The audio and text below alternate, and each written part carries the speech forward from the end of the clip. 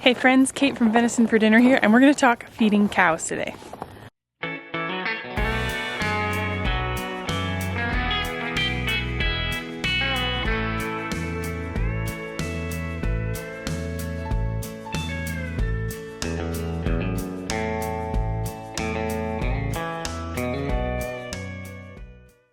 I'm not an expert, and I am never going to claim to be an expert, but I have been feeding milk cows for a lot of years, so I do know some things. I would love if you would add comments on how you feed cows where you are, because that's the thing, is that where we live in northern BC, this is how this works best for us to feed our cows, and it's going to look different for you where you live. Today we're talking specifically about forage. Forage refers to hay, silage, grass, pasture, that sort of thing. So I got my two ladies in the back here, and they're at a round bale feeder, and they're eating oat silage, or oat baleage, really. Baleage or haylage refers to fermented feed that is in a bale. This could be a round bale or a big square bale. Silage refers to fermented feed that has been chopped and then usually bagged or in a pit or in a silage. Silo. The upside to silage, let's just call it silage, and that's just going to cover all the baleage, haylage, silo, all that right now. We're just going to call it silage for simplicity. If you have a wet harvest year, you can still harvest your hay fields and make them into silage, whereas hay needs to be dry and at a perfect dryness. So if you live in a climate that your summers are sometimes wet, silage means you can still get a crop to feed your animals. Hay usually refers to more like grasses and alfalfa and that sort of thing, whereas silage can be often grain crops. So this is actually an oat silage. So it was an oat field that it didn't mature well because of the growing year. So instead they made it into silage bales. And of course the ladies make a giant mess of it. You can see right there the mess they made over there. But this is actually a really crappy chunk of pasture. So the plan is just to move this around, and this is gonna compost down, mix with their pee and their poop, and it's gonna help improve this pasture. It's kind of just like adding some, compost to it. Oh, just a cat. Woo, sassy. So ruminants can eat silage, but horses cannot. So cows can eat silage, sheep can't eat silage. Goats can eat really good silage, not anything that's even potentially a little bit questionable. Like sometimes there'll be a bit of mold in silage, and as long as it's not Technicolor, the cows are fine to eat it, but goats cannot eat that. What are you looking at, cow? You looking at Marius over there?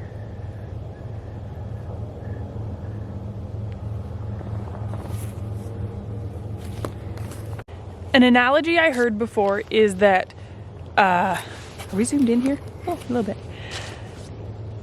A milk cow is a sports car. Hello, Clover. Are you in a sassy mood? Because I don't know if I should be here if you're in a sassy mood. You just ran at a cat. Let's see. No, you guys are going over there? I know, they saw ooh, now you are gonna run. I don't know. They saw Marius go that way.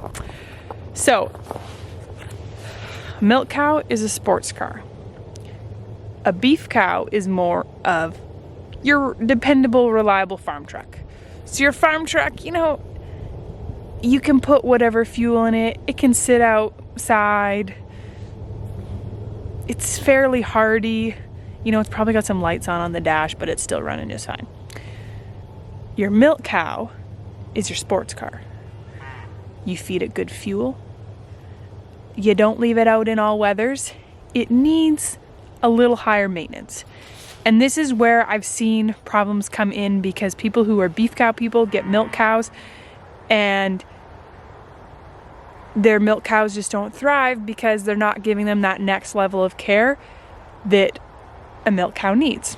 I'm not saying you shouldn't be treating your beef cows amazing, because our beef cows are spoiled as well. But milk cows just have a really fast metabolism. They're more likely to get metabolic diseases, and they just need a higher level of care that you have to be prepared to give.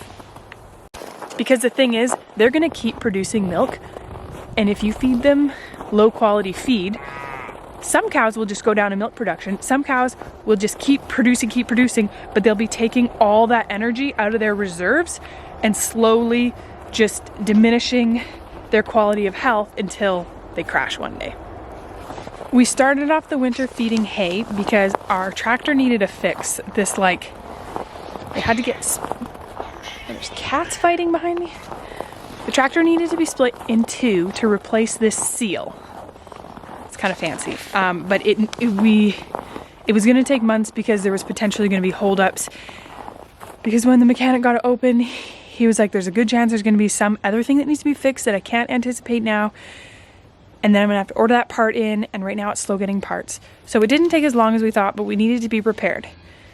Hay, when stored out of direct sunlight in a dry place, so those are like 800-pound square bales. There, that's straw behind me. Hay, when stored, keeps just fine. Over the year, it will diminish in nutritional quality, and next year it won't be as good a quality, but it won't go bad. Silage needs to be kept wrapped in an anaerobic environment, and when it's unwrapped, you have a month roughly before it's going to start to go bad. So we couldn't stockpile silage because we don't have it wrapped here. The one thing we notice is the cows, they drink way more water when they're eating hay, which is annoying when you don't have running water in your barn. But also, without the fermented food, when I would try to tweak their grain, just, change a little bit what I was feeding them, I noticed their poops would go runny for a couple days before they were fine, and it was like their stomach just couldn't quite adapt in the same way as when they're being fed silage. They're constantly having that good bacteria in their stomach, and they can roll with the punches on the grain changes and everything a lot easier. They also drink less water when they have silage, and they produce more milk.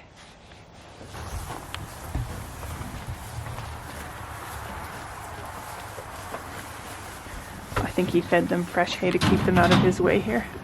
Oh yeah, he has the gate open, so I'm not going to scare them away. Let's move away. Okay, so here, this is straw, and this is hay. And as you can see, it's nice and green on the inside. Nice, good hay. And straw is bedding. Straw is the byproduct of grain farming. Straw has no nutritional content.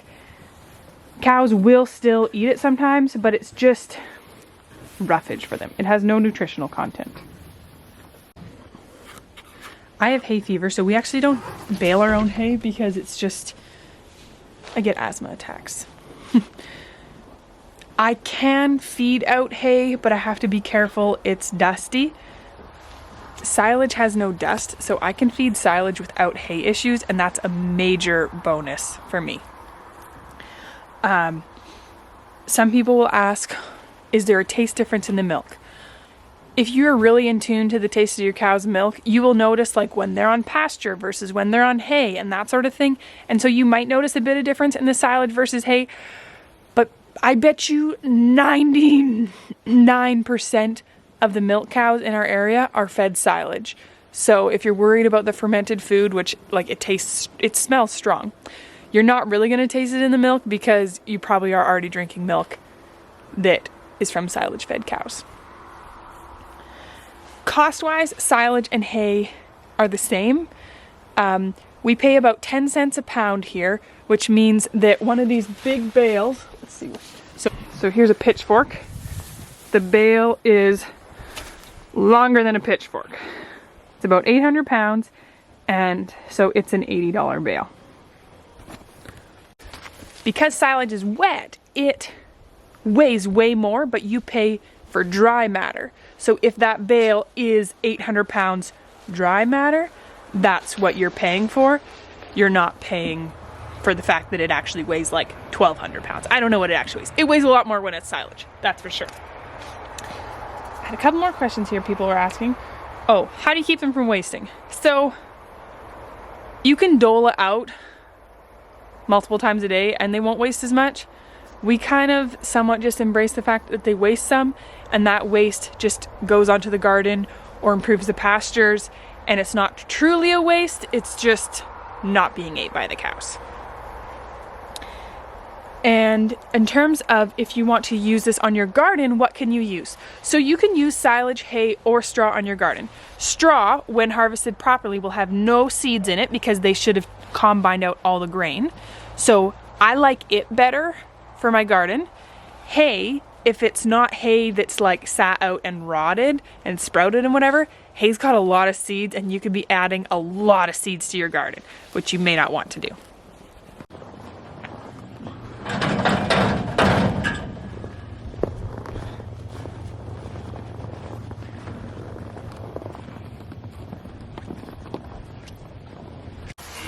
The farmers who do our hay, we do all sorts of trades with them. Like, they bring cows here to graze and such, and we actually borrowed these panels from them to create a pen to close the beef cows in before we load them into the trailer, to make it easier because we don't have a good loading facility. So that's what Marius is setting up now, because the two big cows here, they're going into the butcher today.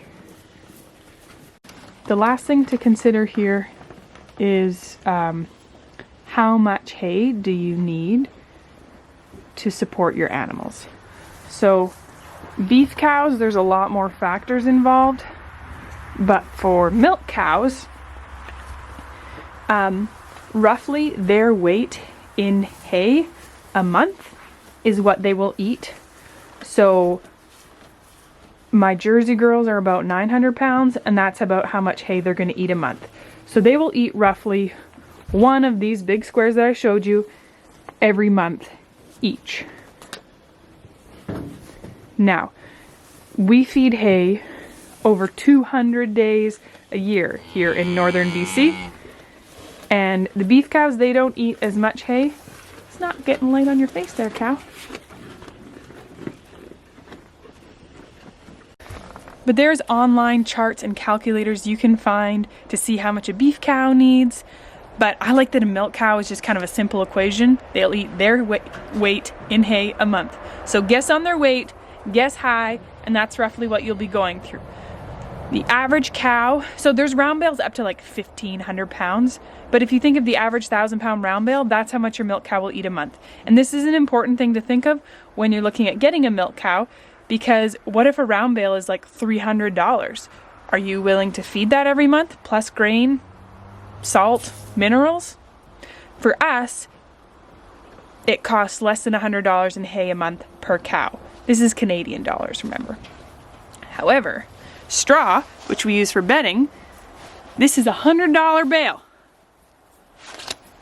because we don't have a lot of grain farming here. Whereas I know people who pay less than half that in another province where they have lots of grain farming. We go through, I think, 3 or 4 of these a year. So, you know, it's not a huge cost, but it's still another cost to consider. And because it was a bad harvest year, there might be shortages, so we actually bought all our bales. So we have 2 big squares, they're about 1,000 pounds each. There's a partial one here, and then back there, where? Those ones right there, they're small straw squares, and they cost more, but they're super convenient, so we bought some of those. And while there is this cost that, yes, that's what it costs just to keep our cows warm and dry, it's not a waste, because all that straw, it gets their manure and their pee, and then it goes into a pile and it composts, and then it goes onto the garden, and then we grow an amazing garden. So I find that animals make the most sense when you have full circles. Like, for a milk cow to make sense for us, we also have the pigs and the chickens that eat the excess milk, whey, that sort of stuff. And then we have the garden that takes their manure.